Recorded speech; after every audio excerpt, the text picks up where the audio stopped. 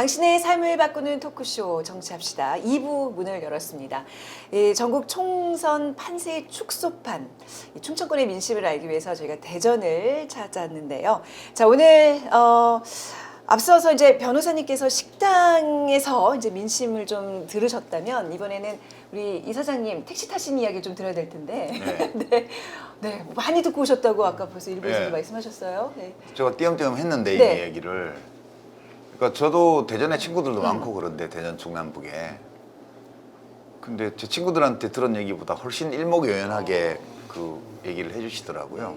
그래서 이제 대전 충남북 이 충청권 시민들의 어떤 문화적인 성향, 어떤 정치 이슈를 이야기하는 방식 이런 거에 대한 설명도 들었고요. 네네. 그다음에 이제 지역적 특성에 대한 얘기도 들었고, 그다음에 지역마다 이제 원도심 오래된 지역과 신흥 지역 사이에 어떤 요구의 차이가 있는지 그런 것도 좀 설명을 들어서 제가 얻은 결론은 네. 여기는 통으로 여론조사 결과를 놓고 선거를 예측했다가는 큰일 날 것 같다. 예, 되게 다양해요 이 네. 구성이. 예, 그래서 신중하게 비평을 해야 될 것 같다는 그런 약간 쫄림을 경험했습니다. 자, 그럼 여기서 우리 변호사님이 공수해 오신 자, 또 두 번째 판을 한번 깔아보도록 하겠습니다. 음식 좀 준비되어 있는데요. 자, 묵사발이랑 객국지. 발음이 맞나요? 객국지. 자, 아무튼 두 음식 좀 들여와 주시기 바랍니다. 네. 갖다 주세요. 제가 발음이 좀 이상해요. 객국지. 객국지잖아요. 객국지. 객국지. 보통 개국지는 네. 무슨 묵사발이 뭐예요? 묵사발이. 묵사발이라 그러는 걸로 알고 있는데요. 묵사발 맞아요. 네. 아니 저는 그 시댁이 이제 대전이라서 저희 시아버님이 너무 좋아하시는 음식이 묵사발. 그래서 처음 이제 시집 와서 먹어봤던 음식이에요, 묵사발. 한 개씩 다 주는 거예요, 묵사발. 대전 음식이에요. 네. 묵사발이? 되게 네. 좋아하는데 나. 아, 충청도가 묵은 잘해요. 굉장히 소박한 이거 음식인데 하나씩 주는구나. 이게 밥 대신 이걸 주나 보다 이거는. 너무 맛있어요, 이거는. 원래 밥도 약간 말아서 그쵸, 먹어요. 밥도 약간 말아서. 먹어요. 네. 밥 말아 먹죠. 이거 공수하기 위해서 아주 먼 데까지 다녀오셨다고 들었어요. 정말 먼 곳에 가서 네. 온갖 아부를 하면서 가는 동안에 네. 옆에 탄 네. 국장에게 온갖 아부를 하면서 좀 많이 사자고. 오. 개국지에 게도 들었네. 오. 이걸 어떻게 떠야 되지? 아, 네. 자, 개국지가 원래 개 들어가는 거예요. 변호사님 그건 원래 개국지가 게 들은 거예요? 저건 개. 이건요. 네. 예? 이건 동물의 시체고 이건 식물입니다. 동물의 시체가 지금 못 먹겠지. 와 맛있겠다. 저는 이게 저기 왜 해안가, 뭐 안면도 안면도나 이런 데서 이런 데 가서 많이 먹죠. 먹었거든요. 서산 서산. 네. 태안 가서 먹었던 네, 기억이 네. 있는데 아 이거 꽃게가 이 귀한 꽃게가 꽃게다가 이제 뭐 들어있네요. 묵은지를 넣어갖고 이렇게 하죠. 네네. 이건 뭘 넣는 거죠? 이게 원래 그 꽃게장하고 남은 국물에 우거지를 넣어서 우거지. 그렇게 먹는, 버리기 아까워서 먹는 음식. 아 이게 원래 우거지를 이게요? 씁니까? 이렇게 우거지를 재료가 넣는데. 좀- 아 저는 이렇게 뭐 묵은지 같은 거를 넣은 거를 먹어봤는데. 우거지를 넣던데 제가 먹어본 거. 저는 그 오늘 놔두세요. 이것만 먹겠습니다. 드십시오. 이게 사실 뭐 예전에는 오늘부터 나는 조지 브라더 쇼를 존경하기로 했습니다. 왜요? 시체를 먹지 않겠다. 그럼 죽어야지 뭐. 여기 있잖아요. 도토리 묵 이런 것만 먹고. 개국지가 지금 보니까 이 된장을 풀었네요. 된장 냄새가 훅 나는데. 이 도토리 네. 묵을 먹을 때는 우리가 반성을 좀 해야 돼. 이 도토리 묵을 우리가 자꾸 많이 먹으니까 맞아요. 다람쥐 개체수가 우리가 줄어들어요. 생태계를 또 훼손하는 일이 될 수도 있어요. 이게 도토리가 원래 다람쥐 겨울 양식이거든. 그 다람쥐가 이게 가장 영리한 네. 그 아이가 누군가 하면 도토리를 하나씩 안 주어요. 그냥 가만 내비두고 다람쥐 굴이 어디 있는가만 딱 챙겨. 그래 다람쥐 굴을 싹 끊어내면 도토리가 한 광주씩 나와요. 굴 하나에. 아, 그거 숨겨놔요? 그럼요 저장하잖아요. 또 그 다람쥐들이. 다람쥐가요? 예. 그럼 몰랐구나. 변호사님, 이 개국지 너무 맛있어요. 드세요. 그 꽃게탕 맛인데 네. 이거는 좀 반칙이야. 개국지가 이 맛이 나는. 이거보다 좀 사실 좀 담백하죠. 또 묽은. 담백하고 좀 더 서민적이죠. 훨씬. 진짜 맛있네요. 여기다 면을 말아 먹어야 되는데 면을 안 갖고 왔네. 소면을 말아 먹네요, 여기다가. 예, 면을 아 여기다가요? 예 면을 말아 먹으면 시원하죠. 야, 이제 또 대전을 대표하는 이렇게 음식들 맛보면서 민심 포차 또 계속 이어가겠습니다. 근데 언제 네. 먹고 또 포차를 이어가요? 뭐 이거는 그냥 먹고 끝낼까요, 우리? 이거는 대전을 대표하는 음식이 아니고 충청을 대표하는. 그렇죠. 충청도 음식들이잖아요. 충청권을 대표하는 음식을 지금 맛보고 있습니다. 자, 민심포차 계속 또 여론조사 결과를 좀 이어가면요. 혼자 사세요. 우리 먹을 줄. 고독하게 한번 진행을 해보겠습니다. 진짜 아무도 숟가락을 안 놓으시네요. 짬짬이 주임새 넣을게요. 지지정당과 별개로 실제 투표할 후보의 정당에 대해서 물어봤습니다. 전국조사를 보면요. 더불어민주당 후보를 꼽은 응답자는 33.6%, 미래통합당 후보에게 투표하겠다는 응답은 23.5%, 그리고 정의당 2.1, 민생당 0.5, 무소속 1.5입니다. 그리고 대전, 세종, 충청 지역 보면요. 더불어민주당 32.5, 미래통합당 23.5, 정의당 1.6, 민생당 0.2, 그리고 무소속 역시 0.5. 그리고 전국도 그렇고 대전, 세종, 충청도 그렇고 미결정이 32.3, 33.5 굉장히 많은 비율로 나타나고 있습니다. 이거 지난번에 저희가 부산 갔을 때 그때 좀 미래통합당 지지율이 좀 빠졌잖아요. 그리고 그거는 대체적으로 다른 게 다 비슷했거든요. 공천이 완료되고 나서 공천에 대한 평가가 조금 안 좋아서 그런데 이번에 나온 저 지역구 투표를 보면 그러니까 지난번 부산 전에 2월달 조사 약간 이제 그 선거가 되면서 미래통합당이 조금 이제 쫓아 올라오려 그러면 그때로 다시 돌아간 것 같아요. 그러니까 지난번 조사가 조금 일시적으로 약간 출렁거렸고 그거하고 전체적인 추세가 비슷해진 것 같아요. 지지난번 조사랑. 네. 아까 말씀드렸던 것처럼 저번 주 조사에서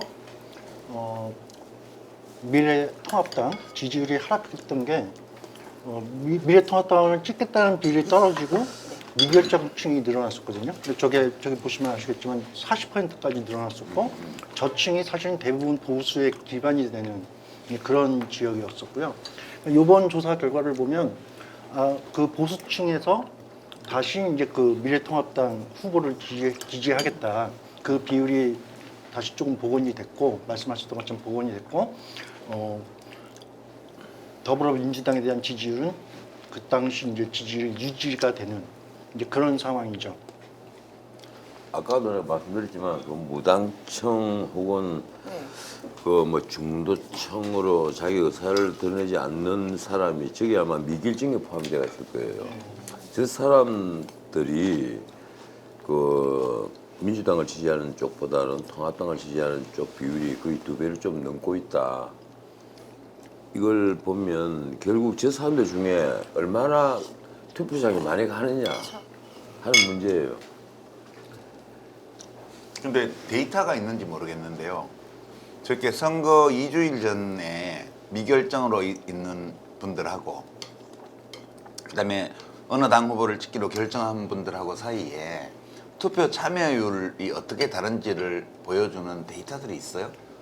뭐 사후 조사 결과를 보면, 그러니까 아무래도 이제 정치적 성향이 강한 분들하고 저렇게 이제 부동층인 분들하고 투표 성향을 보면 아무래도 이제 정당 지지가 강한, 정당 성향이 강한 분들이 투표 참여율이 높고요. 미결정층이나 부동층은 상대적으로 좀 약한 게 사실이죠. 근데 이제 지금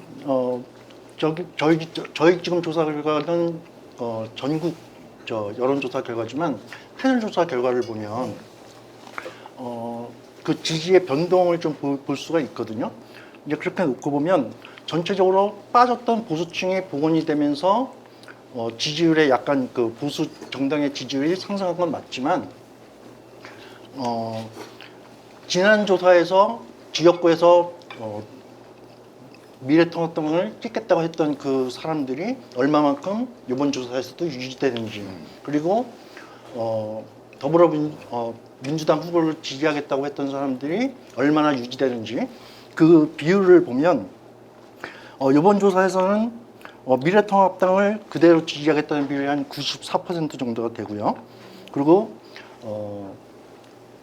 미래통합당 후보를 지지하겠다는 사람들도 한 92% 정도가 유지하겠다 이렇게 답을 했고요. 근데 저번 주에 사실은 많이 빠졌었죠.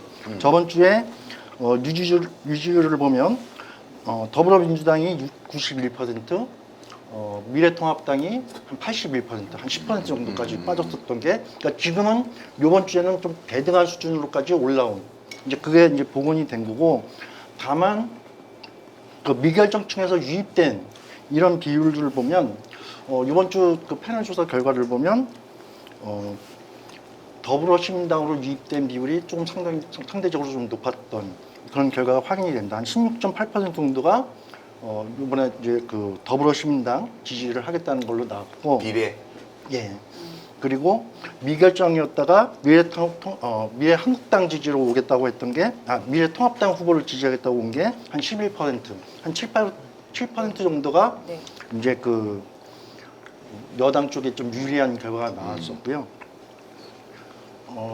또 하나 이제 좀 그 지지 강도가 약한 게 나타나는 게 앞으로 지지 후보를 교체할 요사가 있느냐 네. 그걸 물어봤을 때 이번 주부터는 이제 좀 상당히 결집된 양상이 나타나는 게 한 84, 82% 정도가 네. 앞으로 변경할 가능성이 없다. 그러니까 지금 지지한 층들은 이제 상당히 이제 좀 결집을 해나가는 이제 이런 어떤 양상이라고 볼 수가 있겠습니다. 네. 근데 이제 지금 어느 정당을 지지하면서 그 지역의 후보를 지지한다는 거 이른바 뭐 충성도 같은 것보다 제가 주목하는 거는 미결정층이 지금도 굉장히 많잖아요. 많은 거죠 지금 굉장히 30%. 제가 보기엔 많은 거예요. 왜냐하면 미래통합당이라는 게 지금 보수의 지금 그 본류잖아요. 저 정당이 자유한국당 전에 새누리당일 때는 정당 지지율이 45%까지 갔던 정당이에요. 충청도에 있었던 정당을 흡수하면서 2012년 이후에는 그 전에 한나라당일 때는 35에서 40%, 35% 내외였지만 새누리당 때는 40%를 넘어서 고공행진했던 정당이에요. 그렇게 보면 최소한 뭐 15%나 20%가 지금 빠져 있는 이탈해 있는 거거든요, 지금. 근데 그 사람들이 2016년도에도 상당히 그 부동층으로 있었는데 그때 부동층일 때는 아까도 말씀드렸지만 공천 파동에 대한 그때 당시 그거에 대한 반감 때문에 내가 계속 찍어오던 새누리당을 계속 지지할 것인가 아니면 안철수의 국민의당을 찍을 것인가 이 사이를 고민하고 있었다면 지금 저 미결층의 고민은 야 내가 이게 아주 충분히 변하지 못한 그 미래통합당을 문재인 심판하기위해서 가세할 것인가 야 이게 이번에까지는 그냥 보수가 아주 그냥 바닥까지 좀 내려갔다가 다음 대통령 선거를 위해서 그냥 이번에 망해야 다시 시작되겠다. 그 사이를 고민하고 있는 것 같아요. 제가 보기에는 저게 아직까지 미결층이 상당히 많아 보입니다. 근데 미결정 중에는 과거에 보수 쪽을 지지했던 분들은 그럴 것 같아요. 근데 민주당의 정당 지지율도 조사에 따라 좀 차이는 있지만 40% 내외에 있잖아요. 근데 지역구 후보에는 그렇게 안 올라와요. 그러면 정당은 그냥 지지 정당을 물어보면 민주당이라고 답하는 사람 중에도 상당한 비율이 지금 태도 표명을 안 하고 있잖아. 이 사람들 뭘 고민하는 거예요? 미결정을 하고 있는 이유는? 투표장에 안 나오실 분들인가요? 어떻게 그런 봐야죠? 분들도 있는 것 같아요. 그러니까 좀 미결정의 이유들이 좀 다른 것 같아요. 그러니까 지금 더불어민주당 여당 지지층 중에서 미결정에 있는 분들은 사실은 저 위성정당 논란, 그러니까 요거에 대한 실망 이런 게 그래서 사실은 비례투표에서는 상당히 더 떨어져요.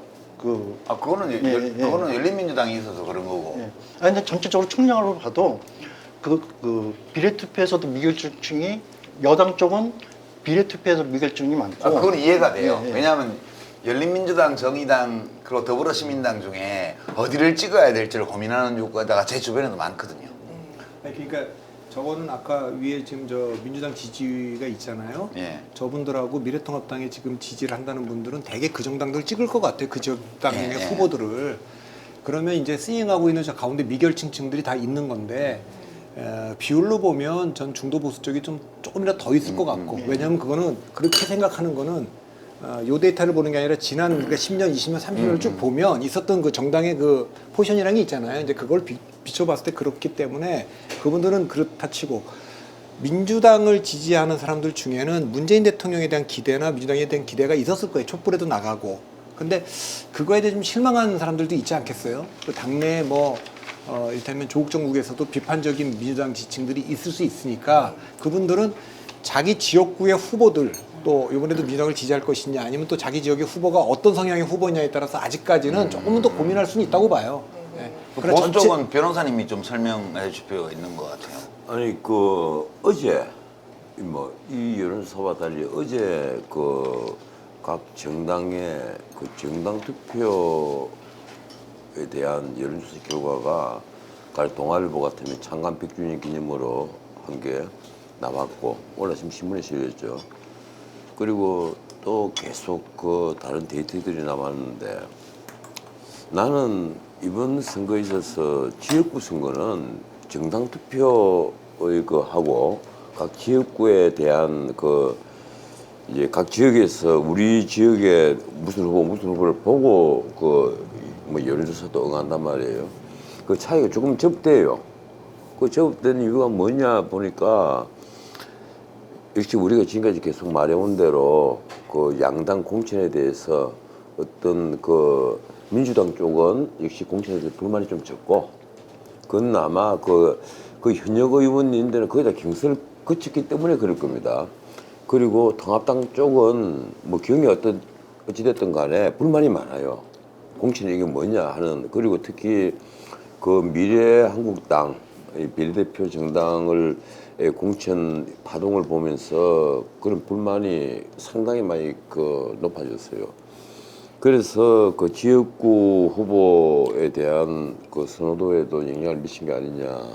저는 그렇게 좀 봅니다. 그리고 가령 그 가장 최근의 조사를 보면 재미가 있는 게 나는 이번 선거가 가령 정당 투표에 있어서 당선자를 내는 정당이 상당히 많이 생각보다 줄어들 가능성이 있다.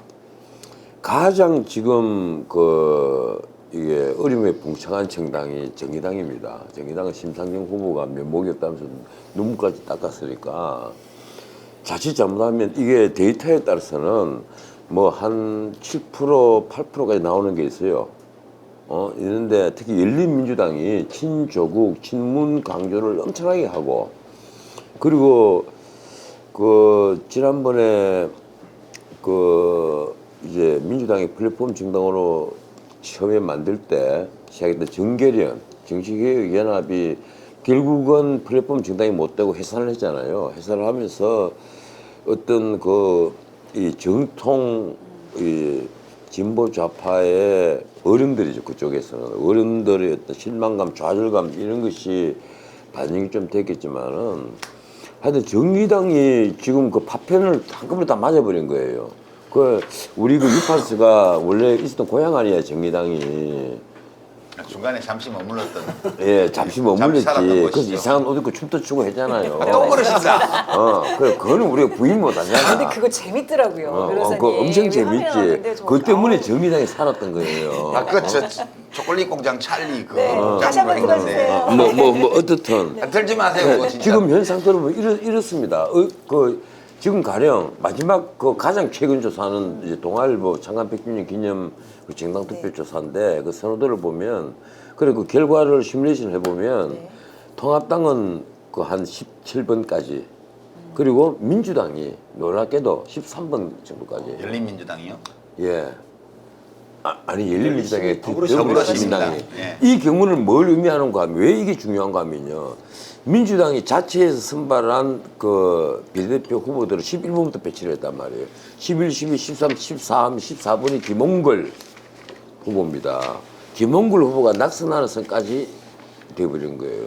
이것은 굉장히 심각한 문제가 있을 겁니다. 동교동계가 상당히 반발할 문제도 있고 그렇고 지금 열린민주당이 한 8석 정도를 가지고 가는 황희석 전 인권국장까지 전부 다 당선이 되는 그런 결과를 가져오는 걸로 보여요. 그리고 정의당은 이제 여기 전제가 돼가 있는 게 있어요. 정의당이 지역구에서 두 사람의 당선자를 낸다.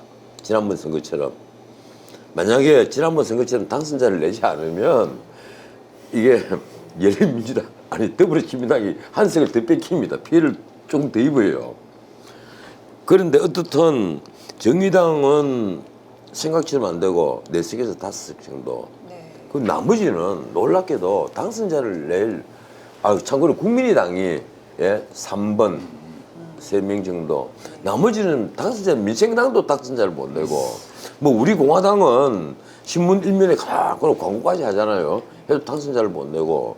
그래서 생각처럼 이번에 준연동형 비례제도가 소수 정당은 애초에 더 침몰시켜버렸고, 뭐 수없이 이번에 등장을 시켜서 이만큼 기름만 길게 만들었지 완전히 흑국물 꾸게 만들었고, 그리고 그 양당 체제를 오히려 더 강고히 만드는 하나의 그 기제가 된 게 아니냐 이런 생각이 들어요. 변호사님 말씀하신 김에 그런 비례정당에 대한 지지도를 좀 같이 보면서 지금 얘기하겠습니다. 이게 연결이 돼가 있어요. 네, 그러니까요. 한번 같이 봅시다. 보겠습니다. 데이터를 한번 네, 봅시다. 데이터를 한번 볼게요.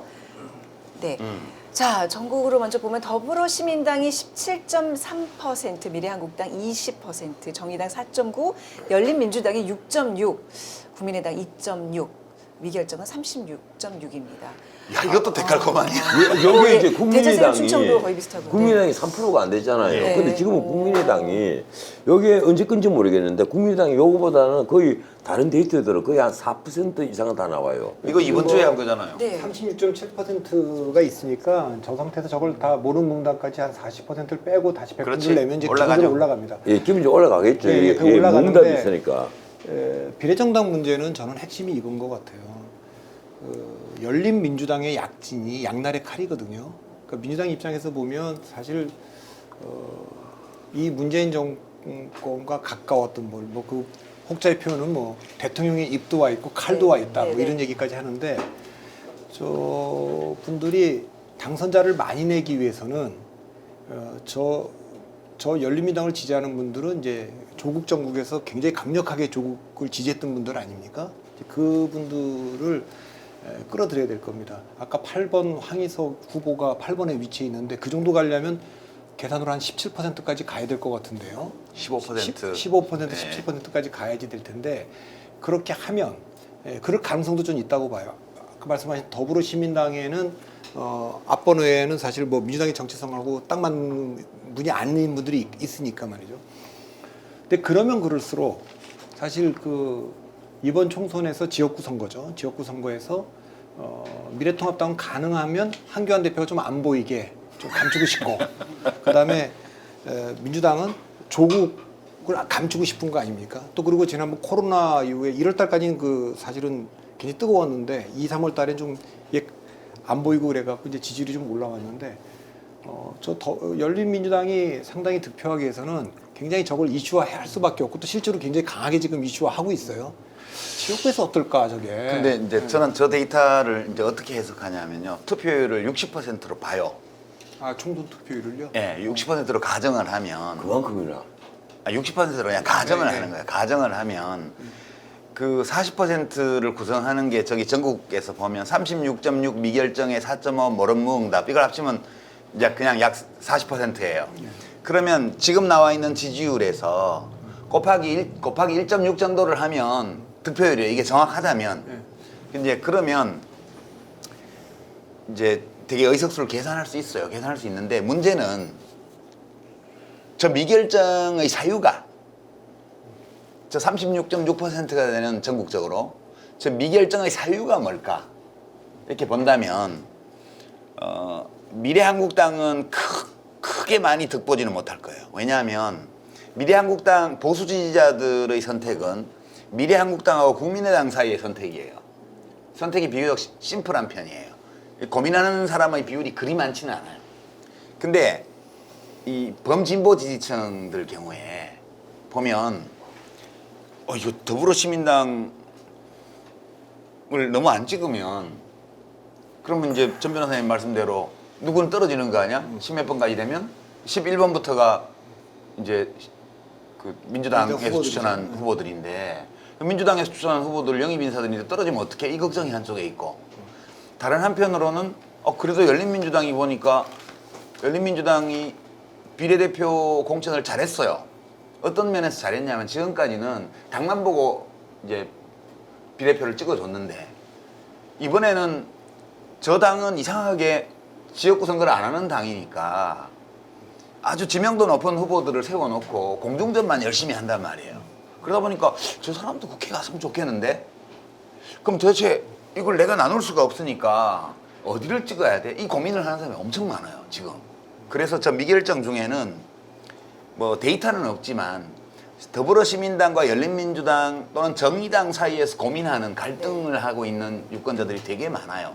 그래서 나중에 저 비례투표 정당 결과가 나와보면 제 예측인데요. 미래통합당은 저기서 그냥 1.6을 곱하면 약 32% 정도 돼요. 그럼 좀 더 넣는다고 치면 한 33, 4% 갈 거라고 보고요. 저 더불어시민당이 그거하고 거의 비슷하게 나올 거라고 저는 봐요. 열린민주당은 두 자리 퍼센트 득표는 이 계산으로 봐도 그냥 가는 거고요. 거기서 더 얹어질 거라고 보는 거예요. 그래서 전체적으로 비례는 진보 쪽, 범진보 쪽이 네.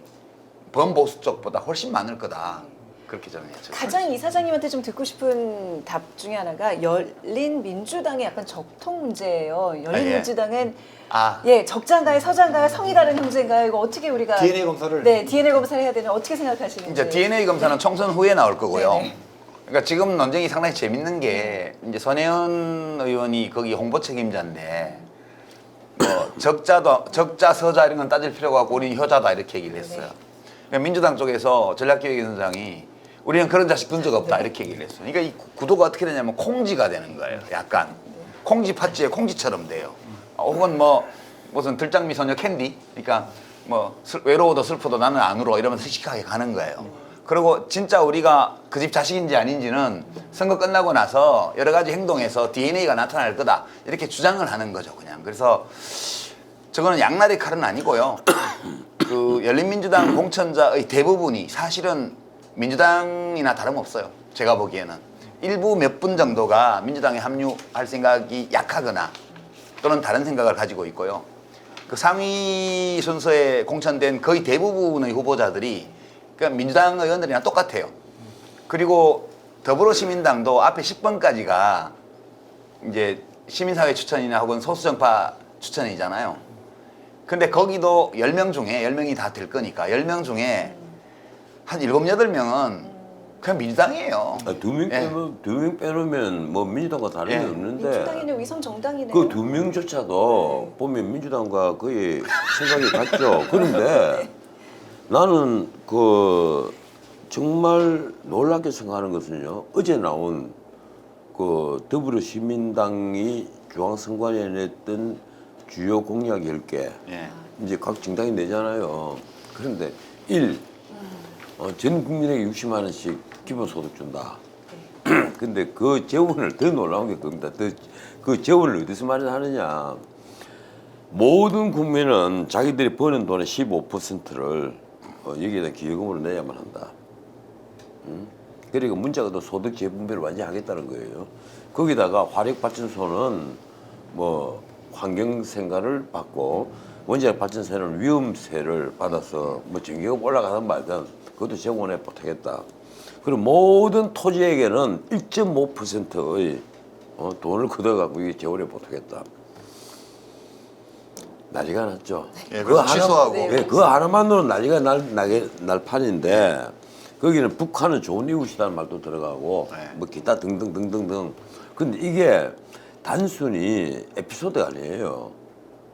왜 에피소드가 아닌가 하면 거기에서도 회의를 해서 각 이게 기본소득당도 들어갔지 않습니까? 그 정책들을 모아갖고 자기들이 토의를 해서 정리정돈을 했단 말이에요. 자, 이걸 일본에 내세우자.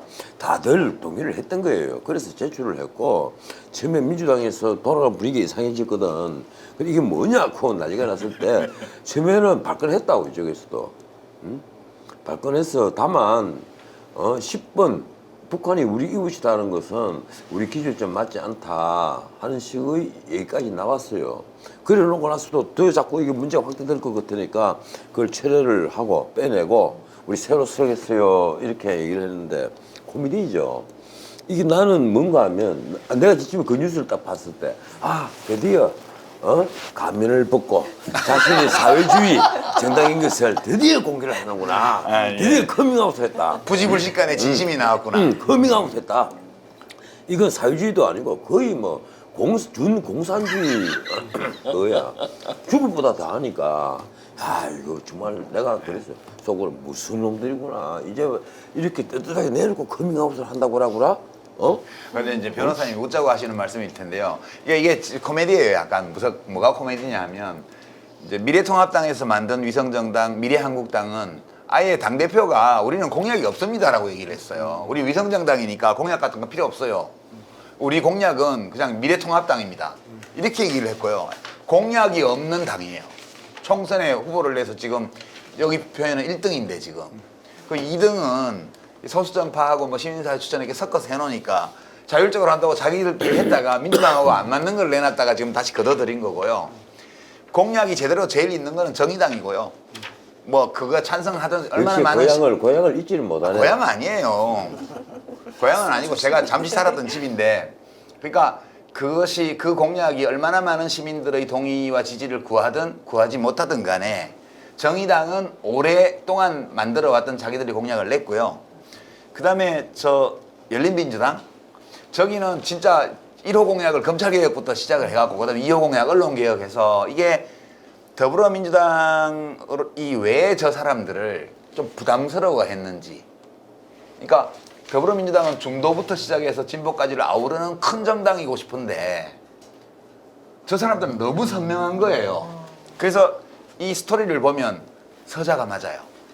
아니 그걸 설명하다고 부른 거예요. 혈통은 같은데 네, 행동 방식이 너무 달라서 밥 먹을 때도 쩝쩝거리고 소리 낸다 구박 주고 이래서 이제 이렇게 집을 나가거나 그냥 자기 발로 집을 나가거나 쫓겨나는 사람들이에요. 근데 이 사람들은 저기가 우리 집이야라고 지금 계속 주장을 하면서 표를 받는 거예요. 그러니까 이 전체 스토리가 이번 비례선거는 이 연동형 비례대표를 도입해놓고 거대 정당들이 하여튼 뭐 귀책 사유는 누구한테 있든 결과적으로 위성정당을 만들었고 그리고 선거법 개정은 안 한 거나 똑같은데 열린민주당이라는 선거법 개정을 안 했더라면 생겨나지 않았을 정당이 하나 생겨서 두 자릿수 %의 득표를 하고 있는 거예요 지금.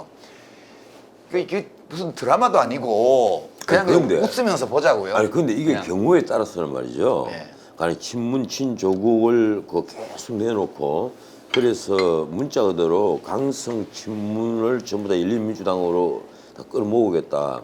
그리고 우리야말로 우리 아빠 문통을 확실히 지킬 수 있다. 뭐 그걸 왜 강조를 하잖아요. 네. 내가 진짜 아들이야. 네. 뭐 이러고 있단 말이에요.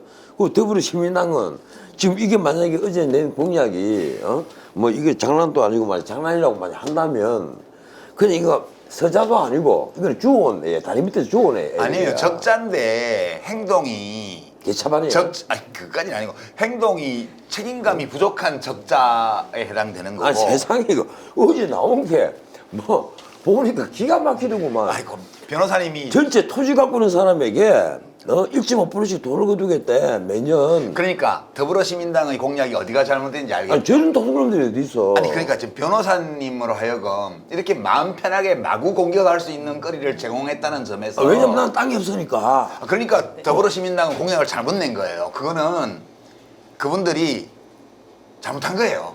그건 그렇게 하면 안 돼요. 자기 위성정당인데. 아니 근데 이게 지금 이 문제는 제 열린민주당이라는 당이 사실 문재인 정부가 추진해온 아까 말하는 뭐 사법개혁이나 검찰개혁이나 언론개혁 네. 그걸 하겠다는 분들이 모여서 지금 얘기를 하고 있는 거잖아요. 이 적자고 서자고 논쟁을 다 떠나서 이게 사랑받는 정당이고 상당히 지지를 할 거예요. 그건 맞아요. 이거 상당히 갈 겁니다. 저는. 아니 근데 문제가요 심각한 게 그 더불어시민당의 1번이 신현영이라는 명지의료원에 있는 가정의학과 전문의예요. 이분이 다른 방송에서 SBS 팟캐스트에서 뭐라고 얘기를 했는가 하면 조국 아들 딸 그 비리 보니까 저 개판이다 이거야. 그렇게 말 안 했습니다. 변호사님 그거 그렇게 함부로 인용하시면 안 돼요. 아니 그러니까 요 또 문제는- 가짜 누차 보셨죠? 요- 자 그럼 이렇게 얘기할게. 조국 아들 딸을 비판하는 취지의 발언을 했다고. 비판하는 취지의 발언이 들어있는 이제 전체 맥락을 보면 어, 그 정도는 자, 얼마든지 비판할 수 있는 내용이에요. 내 말 들어봐요. 네. 그래서 그게 알려졌는지 모르겠지만 알려졌습니다. 인사를 하러 갔잖아. 아니 그때까지 말이에요. 인사를 하러 또 가서 당에서 이제 여기 이해찬 그 대표가 앉았어요. 옆에 신진영이 와서 인사를 딱 하는데 딱 쳐다보는 이해찬 대표의 표정을 내가 그대로 나 리액션 해줄게. 딱 이 표정이야. 아, 저 만났을 때도 그러세요. 내가 그 순간 알았어. 아 이게 이해찬 대표도 골머리를 앓고 있구나. 그거 아니에요.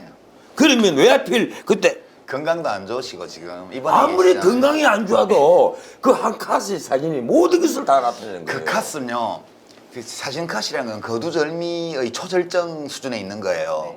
우리가 지금 대화하고 있는 도중에 변호사님 표정을 딱 잡아서 저 유시민 보는 표정 좀 봐가지고 이러면 내가 안 그래도 이 방송의 유튜브에 나는 이거 있고 그다음 이거 뭐야 이게 지금 그러니까 우리 제작진에서요. 악마의 편지. 아니 부장님 이거 변호사님 표정 연속 동작 중에요. 저를 아주 경멸하는 눈빛과 표정으로 보는 컷을 하나 잡아주세요. 아니 좀 그래갖고 오만한 보여주시라고. 표정을 좀 많이 네. 살려주세요. 네. 그러면 아니 유튜브 앞에 네, 나 뭔지 썸네일을 그렇게 해놓은 거야. 그리고 제목을 뭐라 붙여놨더라.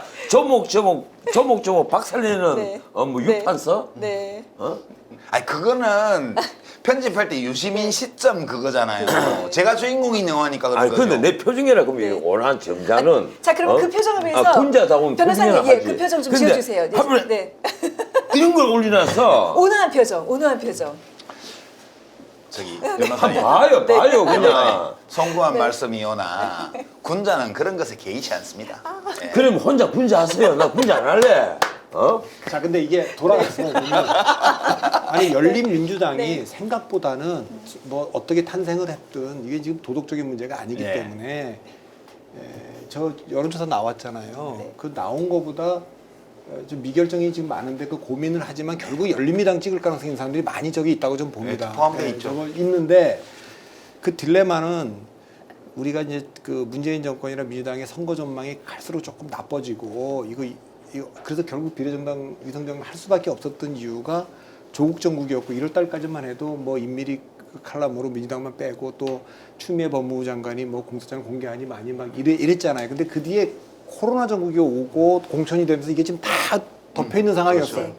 근데 열린민주당 사람들이 갑자기 어느 날 이거를 훅 들쳐서 되살리고 있어요 지금. 다시 그 아 그래서 칼이라고. 예, 그래서 그러니까 저 다시 뭐 윤석열이든 추미애든 뭐 최강욱이든 이런 분들의 이름들이 다 거기 또 우리 유시민상 이름도 나오시던데. 아니 이거 일부러 한 게 아니고 하여튼 언론사들끼리 이렇게 하면서 나온 건 하여튼 사실이잖아. 나왔어. 아니 근데 그런 식으로 얘기하면 안 되죠. 아니 하여튼 나왔잖아요. 그냥 그 얘기하는 거야. 제가 객관적인 가만히 서 사실은. 있는데 돌이 와서 맞는 거하고 제가 바위에 가서 부딪히는 거하고는 다르잖아요. 자는 돌에 맞았잖아요. 맞는 거는 그리고 저는 맞잖아. 가만히 있는데 그래, 하여튼 누가 던졌는지 어떻게 했는지 모르지만 12월 달, 1월 달에 뭐 유시민, 진중권, 뭐 윤석열, 최강욱 또 무슨 뭐 추미애 이런 분들이 막 그 주역이었잖아요. 근데 그게 두세 달 동안 지금 선거 중계에서 사라졌었는데 최근에 다시 살아나는데 그 살아나는 거는 뭐 누구 때문인지 몰라도 검찰 때문인지 언론 때문인지 몰라도 열린민주당이 그걸 잡아챘죠. 잡아채고 네. 거기 상당히 기여한 거는 사실이잖아요. 안 기여했어요. 열린민주당하고 아무 상관없이 터졌어요. 아 그런데 아니, 이 문제가요 왜 심각한가 하면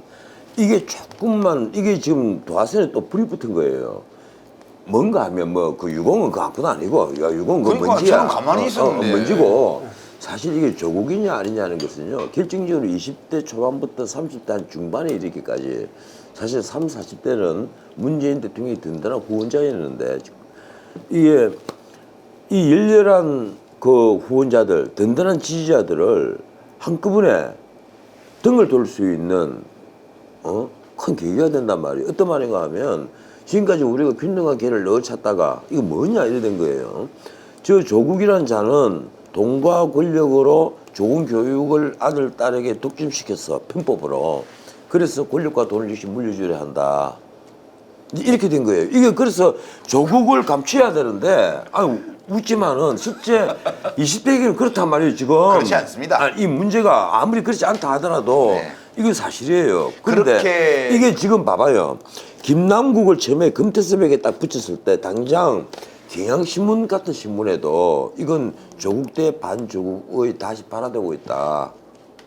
아니 김남국을 붙이지 않았어요. 아니 이거 이제 우려가 되는 거는 이거 언론 민주당이 굉장히 위험한 거예요. 언론 보도에 따르면 어디까지 사실인지 모르지만 더불어민주당의 내부 전략 문건에도 이 선거가 조국 선거가 그렇죠. 되는 걸 좀 경계한다라고 상적으로 얘기를 했어요. 그런데 아까 이제 그 문제 조국 전 장관에 대한 평가, 도덕적 평가나 뭐 받고 있는 그 혐의에 대한 평가는 전 논쟁의 대상이 여기는 아니라고 봐요. 그러면 얼만큼 되는지도 잘 모르겠어요. 그러면 작년에 조국 정부의 문재인 대통령의 지지율이 가장 하락했던 지점과 민주당이 위기를 느꼈던 지점을 보면 적어도 그 방황하던 중도 보수란 말 싫어하시지만 돌아갈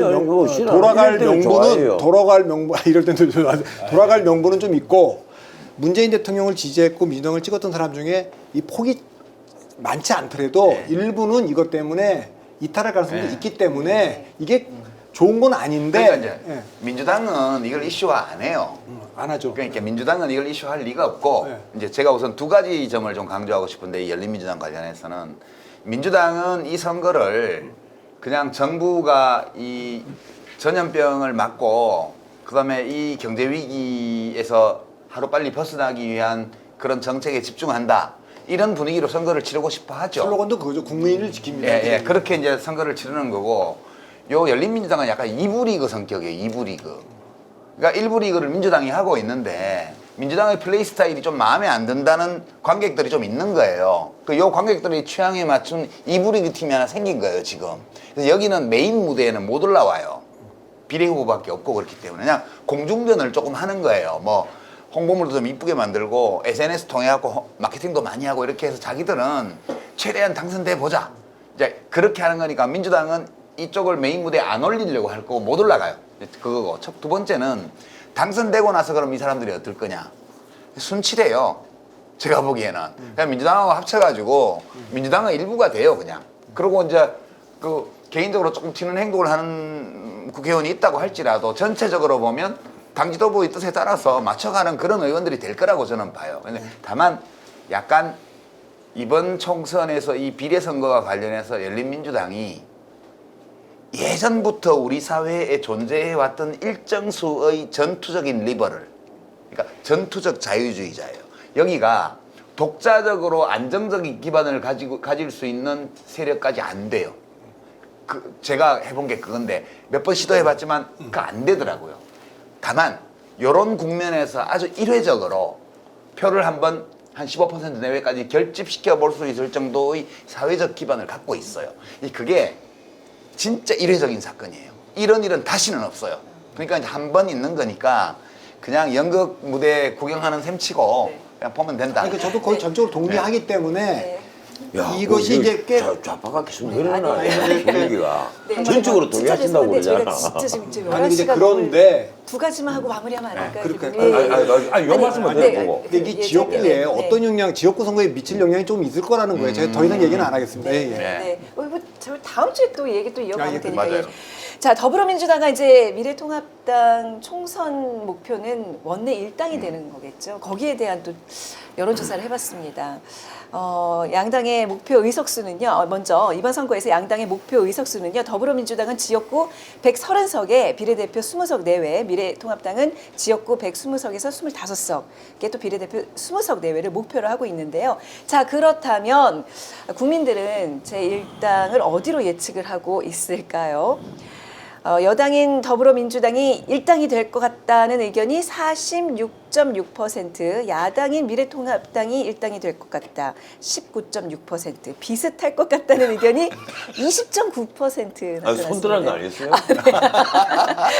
비밀 투표인데 그렇게 먼저. 이게 네. 그 어느 후보가 당선될 것 같습니까? 그리고 이 일당 예측은 후행지수예요, 후행지수. 그렇죠, 후행지수죠. 그리고 뭐 앞에 여론조사 막 발표되는 거기 때문에 큰 의미가 없고 그 일당이 어느 당이 되느냐가 실제로 중요하지 않은 건 아니지만 이번 선거는 어느 진영이 과반수를 먹느냐의 선거인 것 같아요. 네. 그 이후에 뭐 공수처 과반이요? 과반이죠. 150 이상 되는 걸 말씀하시는 건가요? 그러니까 단독 과반이 아니고 네. 진영이죠, 진영. 네. 그러니까 더불어민주당, 더불어시민당, 열린민주당, 정의당, 민생당, 무소속 당선자 이거 이제 친여 무소속이죠. 이까지가 151석을 하느냐. 그다음에 미래통합당, 미래한국당, 국민의당은 일단 저쪽으로 손잡지 않을 것 같으니까 이쪽으로 되게 같이 하던 분들이 다 지역구에 왔으니까 그리고 친야 무소속이 150석을 넘기느냐의 싸움인 것 같아요. 이게 선거의 성격상 그렇게 돼버렸어요.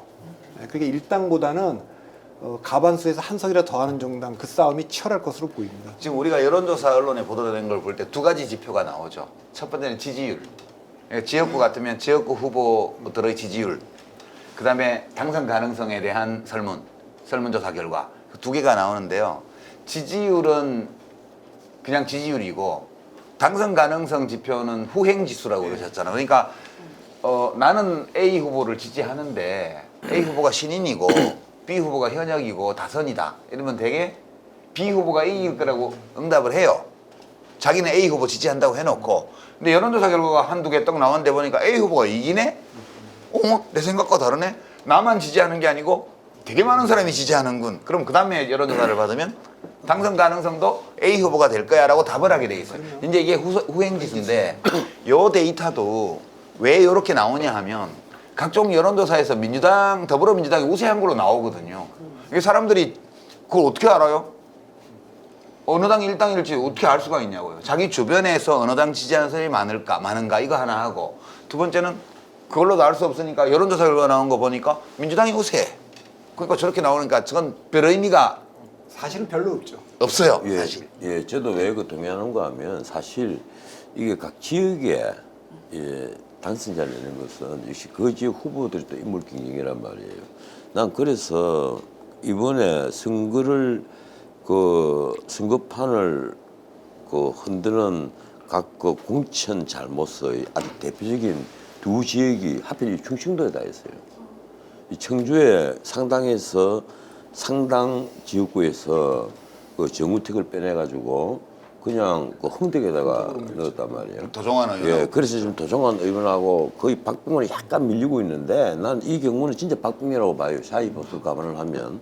그리고 그게 이제 통합당의 그 김용호 공관위원장의 아주 큰 실수라면 또 대진에는 난 민주당이 왜 이런 공천을 끝까지 고집을 할까 하는 게 바로 황운하 전 울산경찰청장의 공천입니다. 재판에 지금 울산시장 그 선거 개입 비리 의혹으로 일단 재판에 회부된 피고인이에요. 그 피고인을 나는 전부 다 그 이번에도 한병도 수석 그리고 황운하 그 경찰청장 이렇게 그리고 그걸 공천을 했고, 열린민주당은 최강욱 비서관을 기호 2번을 줬잖아요, 비례대표. 준 게 아니고 전부 다 황운하 씨는 경선에서 후보가 됐고요. 그래서 경선에서 이쪽도 됐는데, 투표에서 아니, 2번이 됐고. 그 공천관리위원회가 이 경선 자격을 나는 아. 끝까지 유지를 시켜야 되느냐는 문제가 있단 말이에요. 그런데 어떻든 지금 황운하하고 이영권 후보죠, 통합당에. 그게 또 박빙이에요. 그러나 이 선거 결과에 따라서는 이 양당 이 선거 결과가 다른데도 그 비슷하게 나는 그 그림이나 가리라고 봐요. 이런 게 또 다른 지역에도 영향을 조금씩 다 미치고 있고, 가령 지난번에 그 미래한국당의 비례대표 공천 파동이 있었잖아요. 그 공천 파동은 지역구에 많은 영향을 미쳤습니다. 그 아직까지 뭐 선거 기간이 당이 많이 남아 있으니까 그 인파가 어디까지 갈지는 모르겠습니다만, 그래서. 뭐가 오디오가 문제 있어요? 오디오 문제 생겼나 보다. 아이고 또 이 와중에 지금 마무리 막 하려고 그러는데. 거의 끝나가는 거죠. 네, 그러면 지금 이제 역대 총선마다 다른 정당의 손을 들어줬다 이 얘기하면서 박소민 대표님 얘기 듣고 불씨 하나 보고 그냥 마무리하겠습니다. 네. 네. 불씨 보고 마무리. 사실 이게 맛있는 건데 못 먹고 있네. 참. 나는 뭐 잘 녹음할 필요도 없잖아. 제일 알뜰하게 먹은 건 나요. 먹는 건 진짜 항상. 네. 이거 뭐 다 되는데 말을 가르쳐요. 입 꽉 다물고 있으면 되지. 변호사님 말씀하시는 도중에 지금 나갔으니까 그렇죠. 아니야, 나도 이걸 내 유튜브 방송에서 이걸 4개나 쓰고 있는데 이거는 마을 도중에 절대 안 나가요. 근데 그 아까 이제 보니까 그거 마이크 가린다고 이걸 아, 이게 때문에 그런 게 아니에요. 배터리 때문에. 지금 봐요, 아까 이제 배터리가 걸려- 다 나갔어. 아. 더 마무리하실 말씀 있으세요? 지금 하시는. 아니 뭐 아까 할 말이 많은데 이게 내가 그걸 놓고 나서 아, 네, 뭘 죄송합니다. 그러면 그냥 그거 한 말씀 여쭈고 VCR로 넘어갈게요. 그러면 이제 끝나요. 네. 자, 충청 유권자들은 역대 총선마다 이제 다른 정당에 손을 들어줬잖아요. 그렇죠, 박성민 대표님. 그러니까 17대는 열린 우리당, 그리고 18대는 자유선진당, 19대 때는 이제 새누리당에 표를 줬는데 20대 총선 때는 이제 거대 양당에게 표를 좀 나눠줬었습니다. 그렇죠. 근데 자, 이번에는 어떻게 누구에게 표가 아니, 근데 몰릴지 충청도 여론을 진짜 관심이 모른다 쏠리는데, 그랬잖아요. 아까 예. 민심 들을 때도 지금 의석이 하나 늘었어요. 세종시가 하나 늘어서 28개가 됐어요. 지난번에 27개였는데. 근데 이제 그 충청도 분들이 아까 균형감 속을 잘 안 드러내는 건 오랫동안 영남과 호남의 그 속에서 어떻게 보면 치인 지역이잖아요. 그래서 오랫동안 충청 대망론이라는 게 잠재해 있었던 충청도. 맹주가 있을 때는 대박놀이. JP도 그렇고 그리고 실제로 박근혜라는 분이 충청도 분이 아닌데 옛날에 제가 좀 된 얘기입니다만 충청도를 대표하는 정치인을 물어봤더니 압도적으로 박근혜예요. 옥천 때문에. 외가잖아. 아니 외가. 그게 외가이기도 예, 한데 그거, 예. 옥천이 그렇기도 예. 아산도 뭐 약간 연계. 근데 사실은 뭐 아니잖아요. 예, 아니죠. 그러니까 2012년 대통령 선거 당시 박근혜 후보가 강력했던 이유 중에 하나는 TK와 충청도를 두 군데를 고향으로 인식시킨 거예요. 그러니 어떻게 이기겠습니까? 강력한 거죠. 충청 대망론이 있었고 실제로 굉장히 지지를 많이 받았죠. 그 다음에 사실 안희정 대망론이라는 게 있는 거죠. 2010년 지방선거에 안희정 젊은 안희정이 여기 도지사로 충남도지사가 될 때도 그 약간 대망론 같은 게 좀 있었어요. 그 다음에도 뭐 반기문도 그렇고 이제 충청 대망론이 좀 있는데 문재인 정부 들어와서 굉장히 충청 대망론이 지금 꺾였어요, 사실. 뭐 그게 어떤 이유든지 간에 박근혜 대통령도 뭐 탄핵돼 구속됐고 안희정 지사도 구속돼 있고 그래서 4년 전에는 사실 안희정 대망론이 곳곳에서 좀 미쳤어요. 안희정의 그 사람들이라고 하는 사람이 공천도 많이 받았고 실제로 부지사 한 분들, 친구 이런 사람들이 많이 포진돼 있었어요. 실제로 지금도 안희정 사람들이 포진돼서 지금 선거에 나왔어요. 안희정 없는 선거잖아요, 지금.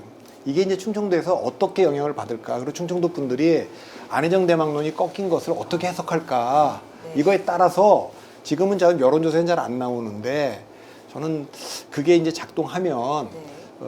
미래통합당의 한석이라도 아까 이제 그 유시민 이사장님은 그 더불어민주당이 한석이라도 더 할 것 같다. 근데 저는 한석이라도 미래통합당이 더 할 것 같다. 네. 그런 생각을 합니다. 자, 그렇다면 충청권 아, 지역민들은 잠깐만요. 미래통합당 한 시간을 더 한다고요. 예. 제가요.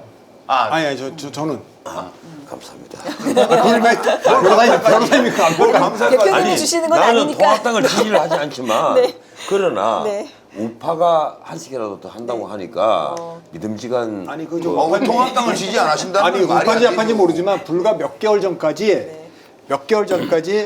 2019년 1년간 TK 다음으로 PK와 충청도 여론이 굉장히 민주당과 대통령한테 안 좋았어요. 거의 비슷하게. 대통령 긍정평가가 40% 밑에 있었기 네, 때문에 네. 지금 잠시 좀 바뀐 여론이기 때문에 PK하고 여기가 비슷하게 움직일 것 같아서 말씀드립니다. 네. 자, 그렇다면 좀 충청권 지역민들은 이번 선거 결과를 어떻게 예측하는지 민심을 들어봤습니다.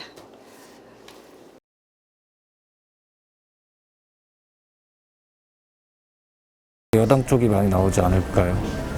왜냐하면 이제 지금 이 코로나 시국이라 투표율 자체에 반영되는 그 세대층 자체가 이제 지금 보수층들이 투표하기는 아무래도 여건이 열악하니까. 아무래도 민주당이 되지 않을까. 코로나 대책 이런 거를 잘한다고 하고 있으니까 만약 같은 정책을 갖고 나오고 같은 저기로 하면은 아마 민주당이 되지 않을까 이런 생각을 하고 있어요. 야당이 어느 정도 건강한 야당이 됐으면 좋겠다는 생각에 있어서 이번에 좀 많이 좀 어려워지면 그쪽도 이제 좀 깨닫게 되는 게 있지 않을까 싶은 생각에 그런 이유에 좀 진보가 좀 더 강한 승리를 했으면 좋겠다는 생각이 있습니다.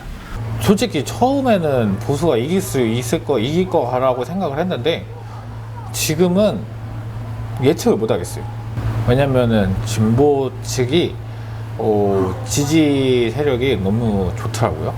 40대 후반하고 50대, 60대는 미래통합당이고 그다음에 나머지는 다 좀 젊은 사람들은 민주당이 많이 있는데 아무래도 이제 인구 비례 봤을 때는 386세대나 뭐 이런 사람들이 더 인구 비례가 많이 있으니까 그건 박빙이라고 나는 생각합니다. 자, 뭐 많은 분들의 또 의견을 들어봤는데, 자, 이번 총선에서 좀 주목해 볼 만한 이 지역구 관심 지역은 어디라고 보시는지 한 분씩 좀 뽑아볼까요? 제가 네. 먼저 얘기할게요. 뭐 아까 내가 말씀드렸지만 대전 중구에 네. 황운하, 이영권 두 후보가 충돌하는 것은 역시 그 황운하 전 부산경찰청장 때문에 관심 선거가 될 겁니다. 그리고 그 대전에서 서구월에 박범계 의원과 그 양홍규 통합당 후보가 붙는 것은 뭐 워낙 큰 차이가 나니까 그 여론조사도 한 밖에 안 나오더라고요. 그 다른 데는 여론조사가 두세 개가 계속 나오던데 격차가 크니까 안 하는 것 같아 이게요. 각 지역구도 뭐 한 500명씩 여론조사 그 표본조사를 해야 되잖아요. 이러니까 그렇고. 그리고 아까 말했지만 공주 부여 청량에 박수현 후보가 그 민주당 후보고 그리고 정진석 그 후보가 통합당 후보입니다. 정진석 후보는 친박이면서도 또 자연스럽게 그 비박과 굉장히 가까운 뭐 그런 관계라는 것을 천하 다 알고 있는 거고. 그런데 이번에 무난히 공천을 받았어요. 그런데 지금 이 두 사람이 정말 초박빙이에요. 여론조사 하는 데 따라서 계속 바뀌더라고요, 이게. 그래서 이것도 앞으로 좀 지켜보면 참 재밌을 것 같아요. 원래 그 정진석 의원이 그 재선 의원까지 하고 뭐 자기 아버지 후광이 더 컸죠. 재선까지 하고 청와대 수석으로 그 튀었잖아요. 그럼 다시 비례로 한다 뭐 이러다가 수석으로 튀었잖아요. 튄다는 표현이 좀 그런데 청와대 수석을 했잖아요. 그리고 다시 자기가 지역구로 내려갔단 말이에요. 그게 원래 그 당시 야당에게 뺏겼다가 넘어가는데 이번에 이 박수현 정진석이 참 이렇게 박빙을 하는 거 보니까 이 시소가 참 재미있어요. 근데 이건 지역별 투표가 있을 때다. 정진석은 역시 공주고, 정진석은 부여죠. 그리고 저 박수현은 공주고. 그런데 또 하나 이제 아까 내가 얘기했지만 그 청주 흥덕도 내가 관심지게로 얘기를 했잖아요. 여기도 보면 참 박빙이에요. 근데 이 세 지역구에 그 성향을 쫙 분석을 해보니까 아까 이 세대별 투표가 그대로 맞아요. 50대 이상, 특히 60대 이상은 뭐 완벽하게 이거 통합당 지지고, 그리고 30, 40대는 정말 이거는 변하지 않는 민주당 지지고, 다만 20대는 오락가락해요. 어느 쪽이 더 우세한지 모를 정도로 때가 있고, 거의 그 충청도에는 거의 모든 선거구가 전국 표본과 같이 데이터가 같더라 그 하는 건데, 앞으로 아마 이게 그래서 내가 늘 하는 얘기가 민주당이 가장 취약한 데가 어디냐, 난 자유응급으로 봅니다. 나는 그걸 세대별로 보다는 자유응급으로 보고, 통합당이 이 선거에서 이기기 위해서는 20대를 반드시 잡아야 된다. 30, 40대까지 마음을 돌리기는 너무 힘든다 이게 지금 워낙 완고하니까. 그 20대는 반드시 잡아야 된다. 한번 흔들렸으니까 20대만 잡으면 이번 선거에서 이길 수 있다. 이번 충청도가 바로 밑에가 될 것 같다. 이 말씀을 드리겠습니다. 저는 관심적으로 전반적으로 대전은 지난번에도 3대 4였고 7개가 다 현역이 공천이 됐어요 지금 그 여야 모두. 그래서 여기서는 크게 이제 달라지기는 어렵지 않냐 그렇게 보고요. 뭐 달라져야 한 개 정도, 한쪽이 늘고 한쪽이 줄고 그런 정도 전망하고요. 세종은 아무래도 이제 여권이 세죠. 근데 이제 충북, 충남이 재밌는데, 충북에서는 제 개인적인 관심이 있는 데가 보원, 옥천, 영동, 괴산, 여기 더불어민주당 곽상은 후보, 노무현 대통령 사위이잖아요. 저희 본적지라고 여기 가서 그냥 맨 땅에 헤딩하는 선거를 하고 있는데, 민주당에서는 경합 열세로 분류하고 있더라고요, 여기를. 여기 박덕흠 현역 의원하고 하고 있는데, 여기 개인적인 관심이 있고요. 충남은 이제 충북 충남이다. 도시 쪽은 민주당이 강하고 농촌 쪽은 이제 야당이 강한데, 충남은 제가 눈여겨보는 데는 공주 부여 청량이요. 여기가 박수현 전 청와대 홍보수석인가요?